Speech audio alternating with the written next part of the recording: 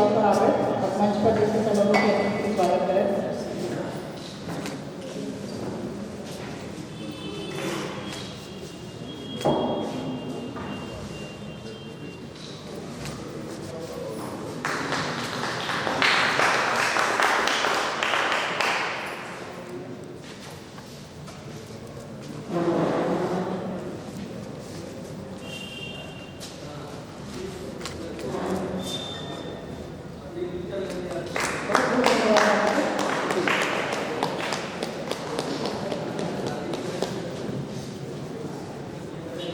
हम सब अतिथि परिचय हो चुका है, अतिथि सब हमारे सबके सरकार हो चुका है। अब हम सब विषय पर डिस्कस करा चाहे छी। हम सब direct we would like to come to the subject how revered is Sita, how is she revered and how she revered across the nations. This is beyond boundaries. Sita is sans boundaries. She doesn't have any boundary. Thank you so much. And it's great that how she has in fact captured the imagination of three nations at a whole. First I would like to request Sri Ram Madhav ji, as he has a great reason about it.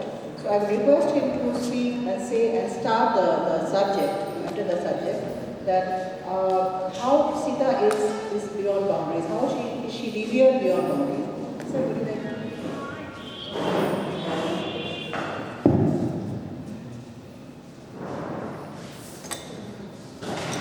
High Commissioner of Sri Lanka to New Delhi, Sri Milind Borgada, Savita Jha Khan ji, अन्य महानुभाव जो मंच पर है और मंच के सामने है, हमारे लोकप्रिय विधायक संजय जी और मित्रों, सबसे पहले मैं कविता जी को और इस आयोजन के अन्य कार्यकर्ताओं को साधुवाद देना चाहूँगा कि इतना अच्छा कार्यक्रम, ये एक विद्वतापूर्ण विषय को लेकर ये कार्यक्रम यहाँ पर आयोजित किया गया है। बिहार वैसे विद्वानों की भूमि है, Bihar is a land of scholars, और with in Bihar Mithilanchal has been a land of scholars for ages. युगों युगों से विद्वानों की धरती मानी जाती रही है यह मिथिलांचल।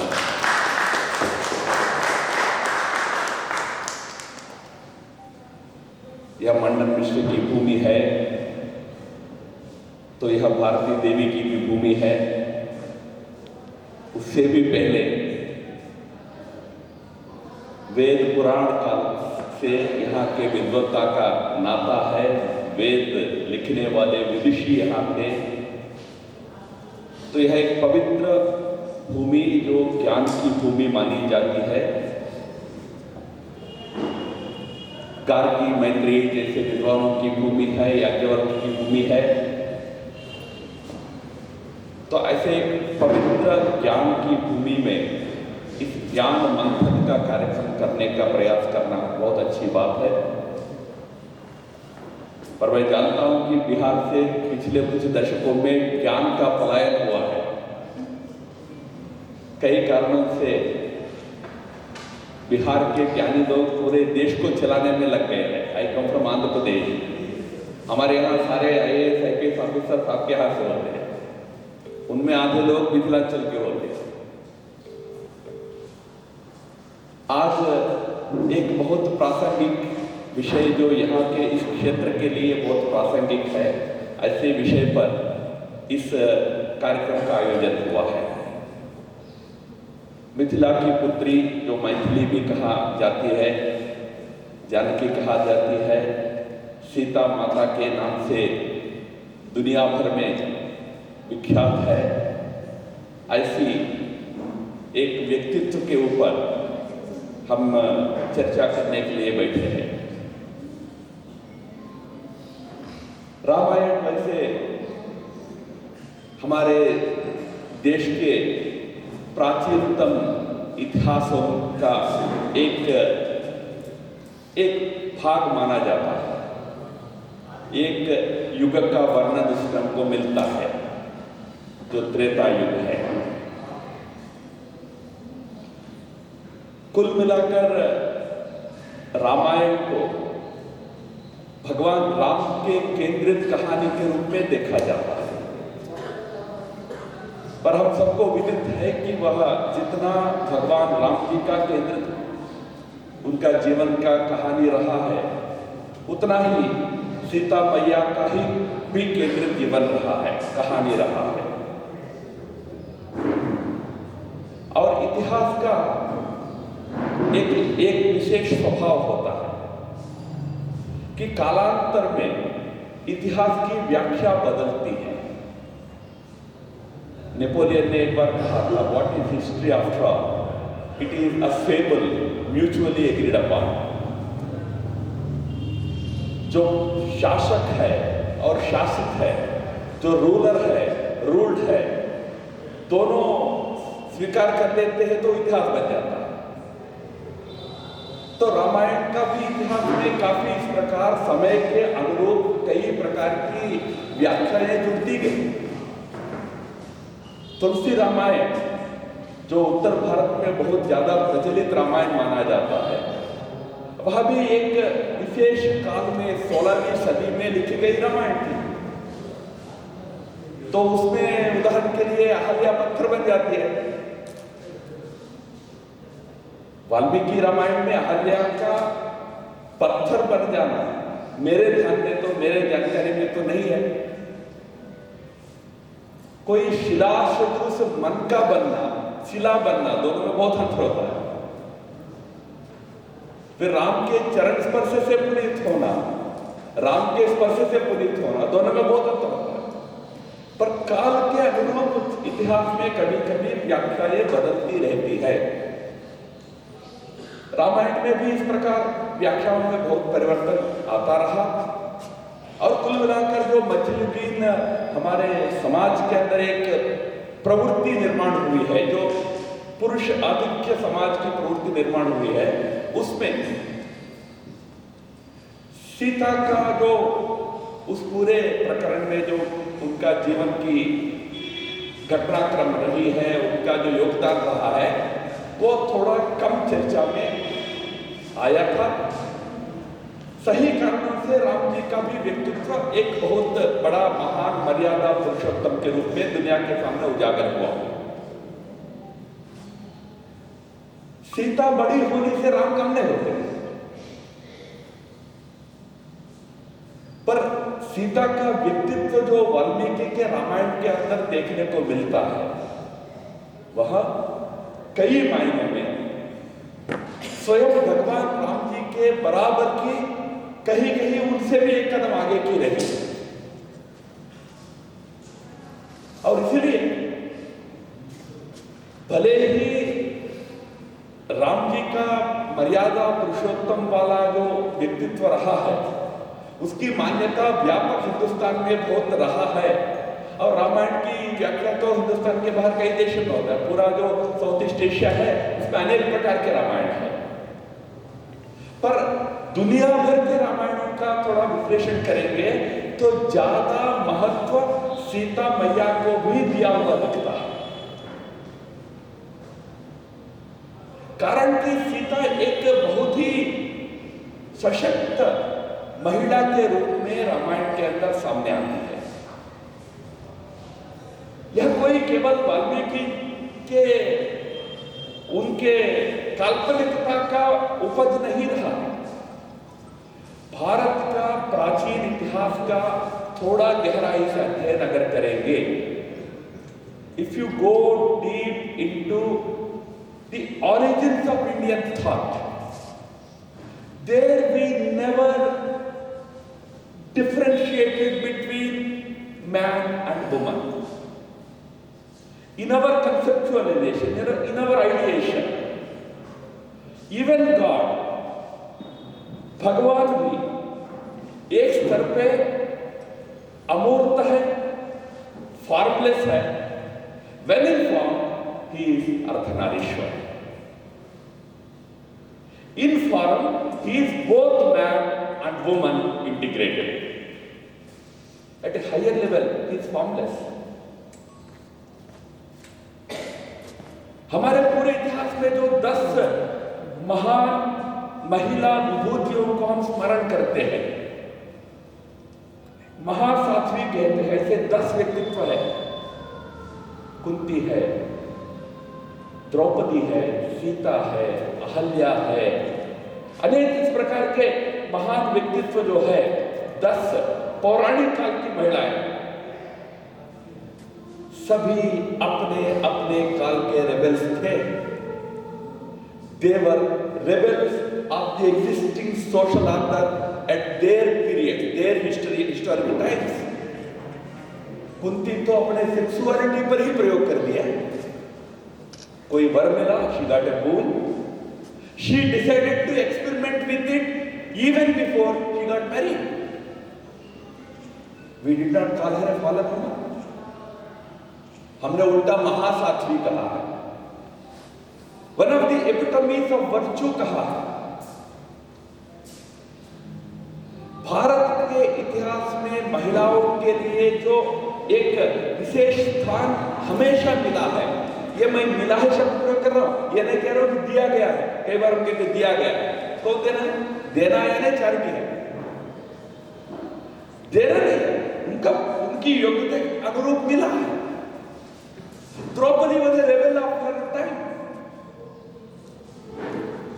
सोशल ऑर्डर्स को कभी मान्य देंगे।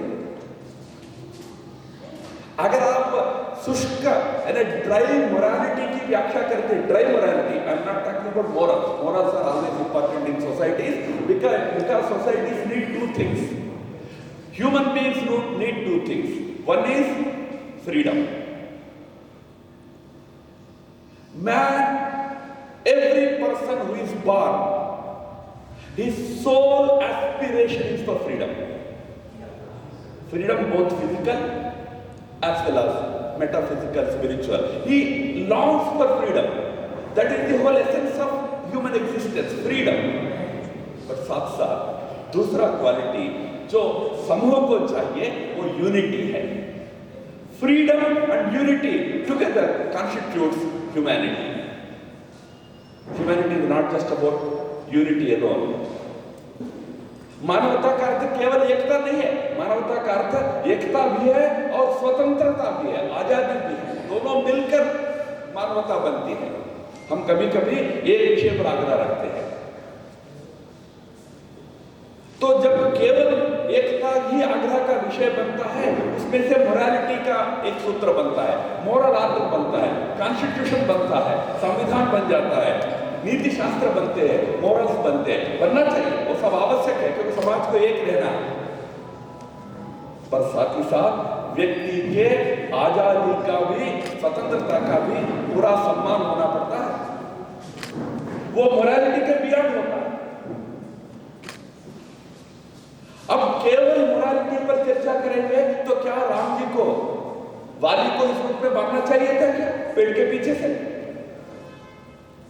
Was it moral? There was a huge debate over that in Ramayana itself.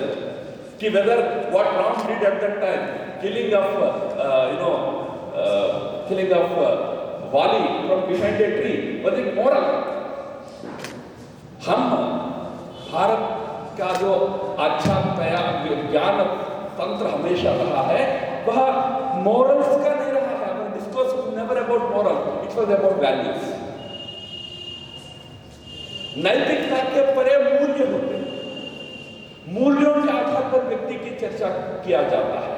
उन मूल्यों की तुलना में अगर तोलने का प्रयास करेंगे तो सीता, द्रौपदी जैसे जो व्यक्तित्व होते हैं बहुत ऊंचे व्यक्तित्व है। भले ही सोशल ऑर्डर में उन्होंने कुछ सामाजिक नियमों का धिक्कार किया होगा। उत्तर रामायण इतिहास है कि नहीं मैं जानता नहीं, पर उत्तर रामायण में यह ध्यान में आता है कि सीता को जब राम वापस बुलाते हैं अंत में, सीता कहती थी नहीं मैं नहीं आऊंगी, आई एम नॉट कमिंग बैक। तुम्हारे मन में शक था कि लव ऑफ कुछ तुम्हारा बच्चा है कि नहीं, this was your suspicion whether they were your children और नॉट। एक महिला के लिए उससे ज्यादा कोई कलंक हो ही नहीं सकता। I am here only to prove to you that they are your children. Because my purity was already tested once in Sri Lanka. But you wanted to test it again. So here I am proving to you about my chastity, my purity, my कितनी पवित्र व्यक्तित्व हूं मैं दोबारा मुझे prove करना है। रही बात वापस अक्तूबर में आने का, मैं वहां जाऊंगी जहां मेरा सम्मान होगा करके अपनी मां पृथ्वी के पास चले जाते हैं। किसी ने ये कहा क्या कि सीता तो बहुत अहंकारी थी, धिक्कारी थी, ये नहीं, हमने कहा कि नहीं, that is Sita, that is the value system that we always respected, we always cherished. तो वो वैल्यू सिस्टम का जो प्रतीक सीता जी का व्यक्तित्व रहा है वो थोड़ा कम अध्ययन का केंद्र रहा है। सीता का व्यक्तित्व का अध्ययन करना केवल एक हिस्टोरिक पर्सनालिटी का व्यक्तित्व का अध्ययन नहीं है। It is to understand India's thinking, I mean traditional India's thinking about womanhood.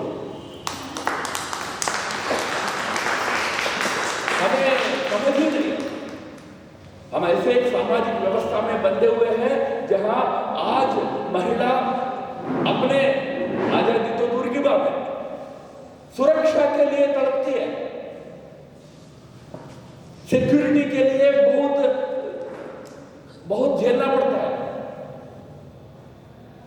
क्यों? क्योंकि एक मानसिकता इस देश के समाज के अंदर हमने निर्माण की है। ये मानसिकता का प्रश्न है, कानून का प्रश्न नहीं है। कानून तो चाहिए, महिला की सुरक्षा का कानून चाहिए, we need laws to protect women. But हमारे देश में कितने लॉज नहीं है, कम है क्या? इतने कानून हैं। निर्भया कानून is the latest one, we have added to it. We have strong legal protection for women, but may are women secure? कानून केवल पर्याप्त नहीं है, मानसिकता बदलनी है। घर में लड़का लड़की 8 बजे घर आती है, 10 प्रश्न पूछे जाते हैं। पूछना भी चाहिए क्योंकि चिंता होती है, कहाँ चले गई, लेट हो गया, 8 बजे तक नहीं आई है। मोबाइल चेक किया जाता है, क्या मैसेज है, किससे चैट कर रही हो, वगैरह वगैरह। ठीक है, पेरेंट्स की चिंता होती है। पर बेटा महापुरुष 11 बजे आता है, कभी पूछा जाता है कि वहां से कहाँ घूम रहे थे, थोड़ा मुझे मोबाइल आपका भी देखने दीजिए, कभी पूछा जाता है? अब अगर हम वो ठीक कर लेते हैं ना तो लड़की भी 10 बजे तक घूम सकती है। महात्मा गांधी जी, जिससे इस स्थान का एक संबंध है, उन्होंने एक बात कही थी कि मैं उस दिन को भारत के सच्चे आजादी का दिन मानता हूं। I consider that day as the true day of independence when a woman could freely roam around at midnight on the streets alone. At midnight on the streets alone. A woman. इसका एक अर्थ निकाला जा सकता है ना, it was about security. So at midnight also she should be secure. This one version, yes, she should be secure. We can ensure that security. I mean, you have police, you have cameras, everything you can ensure. But उसका दूसरा अर्थ है मित्रों, रात को 12 बजे एक लड़की अकेले दिखती है तो पुरुष के मन में क्या विचार आता है? Is it that this girl is a fallen girl? Or no, like a boy can be seen at 12 o'clock midnight, a girl also can be seen. What is the difference? ये मानसिकता हम सोचने ही लगते हैं कि यार गड़बड़ की लड़की होगी, इसलिए 12 बजे घूम रही है। ये मानसिकता बदलनी चाहिए।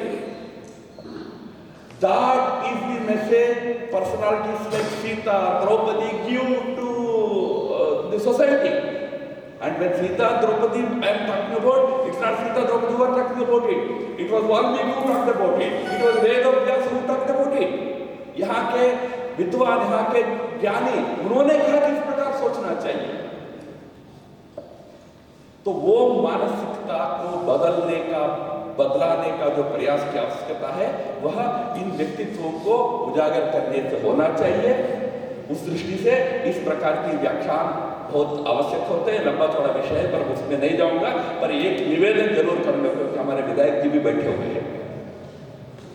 आज भव्य राम मंदिर का निर्माण हो रहा है अयोध्या में, हम सब खुश हैं, प्रसन्न है। A magnificent temple for Bhagwan Ram is coming up at his birthplace. Should we not have equally magnificent temple for Mata Sita at her birthplace?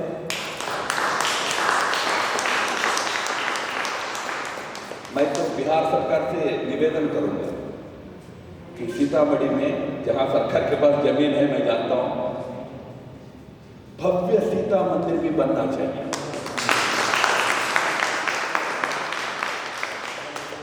जहां राम का मंदिर कोई रिलीजन का मंदिर नहीं बनेगा, वैल्यूज का मंदिर बनेगा। It will be A temple of values. Ram was epitome of great human virtues. He is called Maryada Purushottam. Similarly, Sita bhi, she was epitome of great qualities, great virtues. That society should learn and imbibe. हमें उतना ही भव्य मंदिर वहां बनाना चाहिए। हमने तो एक प्रयास शुरू किया है, वो एक जानकारी आपको देकर मैं समाप्त करूंगा। श्रीलंका में जहां सीता माता का अग्नि प्रवेश हुआ, वो स्थान है देवरूपपोला नाम का छोटा गांव है। वहां पर एक बड़ा पीपल का पेड़ है, वहां पर लिखा एक बड़ा फलक है, उसमें लिखा रहता है कि यह स्थान है जहां सीता मैया का अग्नि प्रवेश हुआ। जहां सीता मैया को वनवास अशोक वाटिका में रखा गया है, वहां एक छोटा मंदिर है, पर जहां अग्नि प्रवेश हुआ वह स्थान इस मंदिर से एक 20 किलोमीटर आगे होता है। और मैं उस स्थान पे गया हूं, मैं देखा हूं, जो वर्णन वाल्मीकि जी करते हैं ना, जहां पर अग्नि प्रवेश हुआ है, वो एक्चुअल वर्णन आपको दिखता है वहां देखने पर। चारों तरफ पहाड़ होते हैं, पहाड़ों के बीच में एक वैली होता है, वैली के फेस करते हुए वो स्थान होता है। वहां एक सीता माता के लिए मंदिर बनाने का प्रयास मध्य प्रदेश सरकार और श्रीलंका सरकार मिलकर कर रही है। मैं मानता हूं कि वो सीता जी का पुनर्जन्म का स्थान है। यानी अग्नि प्रवेश करके पवित्र होकर यहाँ बाहर आए, वो पुनर्जन्म का स्थान है। वहां मंदिर तो बनने वाला है, यहाँ जहाँ जन्म हुआ वहां मंदिर जरूर है, मैं जानता हूँ, वहां एक स्थान है, वहां सीता मैया का मंदिर है। पर क्या यहाँ का स्थान को और भव्य बना सकते हैं क्या?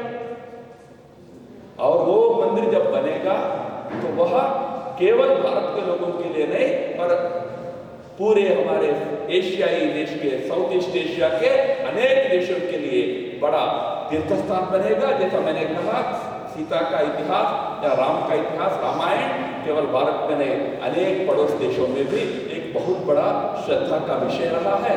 तो मैं मानता हूँ कि इस प्रयास का आगे का पक्ष होना चाहिए कि यहाँ पर जैसा राम जन्मभूमि बन रहा है, वैसा सीता जन्मभूमि का भी एक भव्य रूप मिले, उस प्रकार का प्रयास आप सब लोग मिलकर करें। पूरा सहयोग जो बाकी सबसे मिलना चाहिए मिलेगा, प्रयास यहाँ से शुरू हो, ऐसी आशा करते हुए सत्ता जी को धन्यवाद देते हुए मेरे वाणी को विराम।